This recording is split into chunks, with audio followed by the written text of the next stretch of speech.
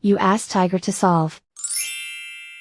This deals with linear equations with one unknown. The final result is x equals negative 25,067 over 250. Let's solve it step by step. Group all constants on the right side of the equation. Subtract 250,670 from both sides. Simplify the arithmetic.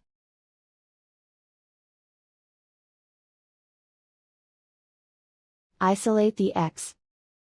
Divide both sides by 2,500. Simplify the fraction.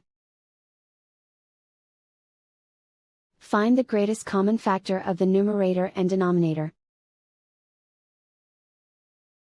Factor out and cancel the greatest common factor.